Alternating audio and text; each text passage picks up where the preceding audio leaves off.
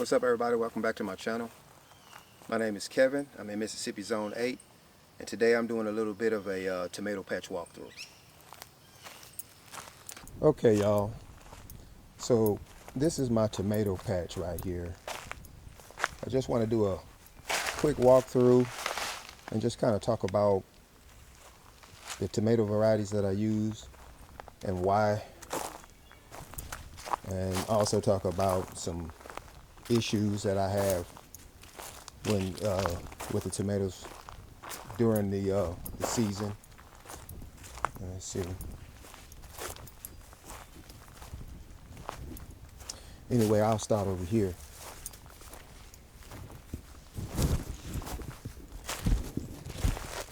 I use a big beef variety tomatoes, and the reason I use this tomato is because it's an old hybrid. First of all, that's not really why I use it, but the reason I do use it is because it's a good producer. You can see lots of fruit, lots of flowers on here. It's a good producer. It's an old hybrid. It's widely used as a market tomato, and that's primarily why I use it, because I do a farmer's market on Fridays, and people love it because it's just a good slicing tomato. There's some problems already. It's just a good slicing tomato. It's good for making tomato sandwiches. It's got that old school tomato taste. You know, they're just hard to beat. They produce for months, and disease resistant. And so this is why I choose this tomato. As you can see down here, lots of fruit on.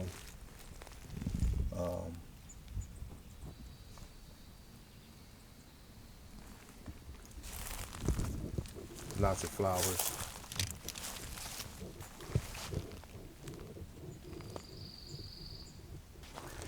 I started them indoors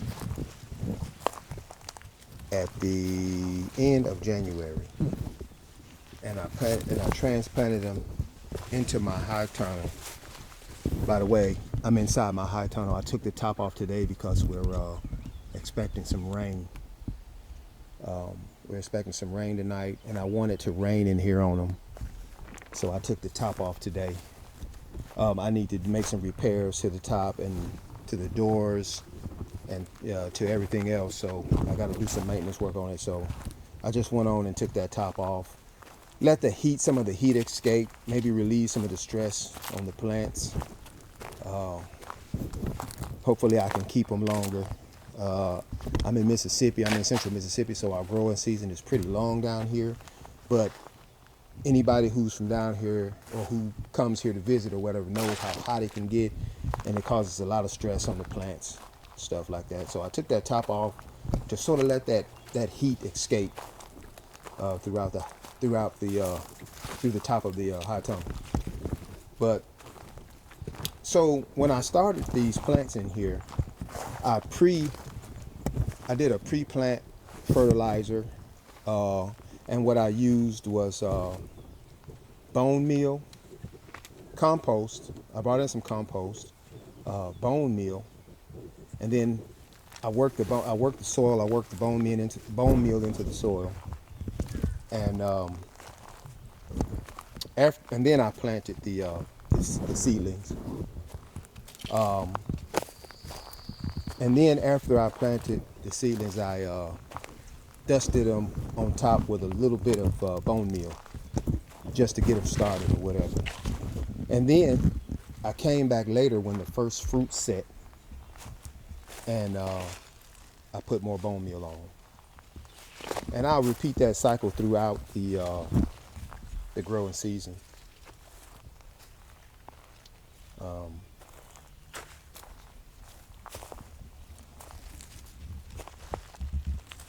We got some issues there, some yellowing. so far they looking okay. It's just I'm having some issues, but when you have 300 plus plants in the ground, you know you're bound to have some issues. Pests, if not pests, watering. You know, you can have your plants too moist, the soil too wet. The atmosphere has been wet here the last couple weeks to a month because we had so much rain. In a situation like that, you're bound to have blight. You know, and so anytime you have tomatoes, there's going to be some issues. So you just try to, even though these are pretty disease resistant and everything and tolerant of a lot of different issues, but still, you know, you're going to have some issues. So you just try to get out of the tomatoes what you can, you know, because they'll last for months, but they don't last forever. But like I said before, the one good thing about this tomato here, though, is it's just a workhorse of a tomato. Even when it's fading away, it's still producing fruit. So it's just an awesome tomato that way, you know.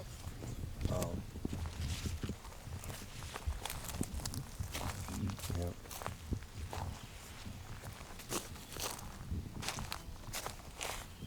Obviously, when you have so many plants in the ground like this, tomato cages are not.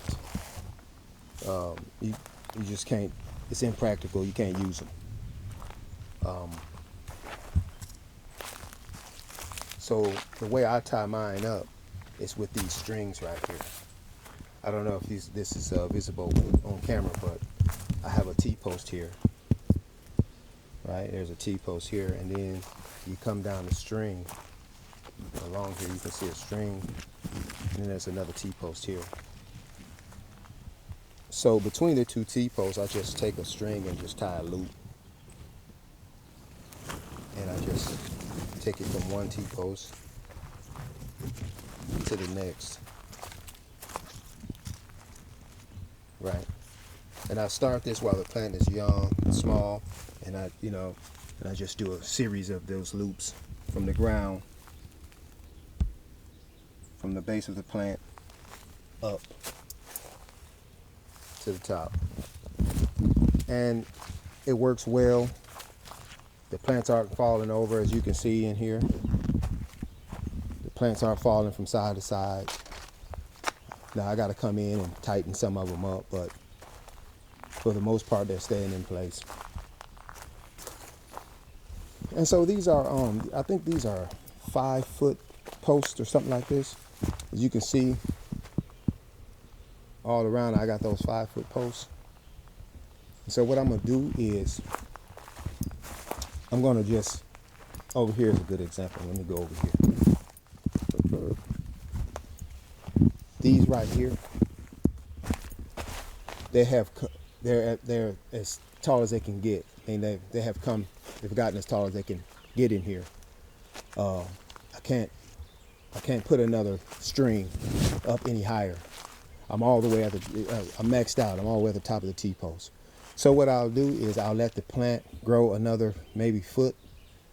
Or actually, yeah, I'll let the plant grow another 6 inches or so, and then I'll top them all off and concentrate the energy to the fruit. I won't even let them get any taller than what they are now, because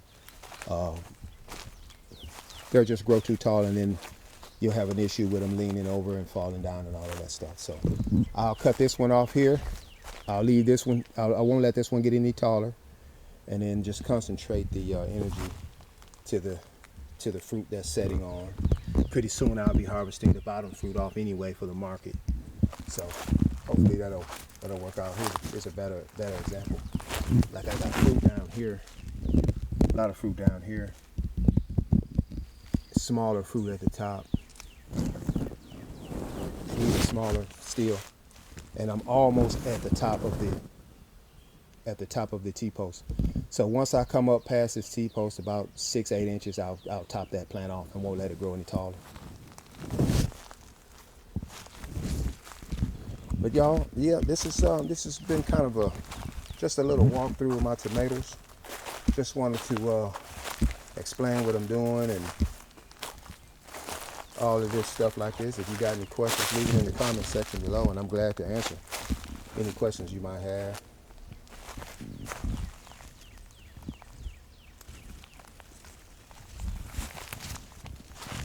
All right, y'all. That's it for this video. We'll see you in the next one. Peace.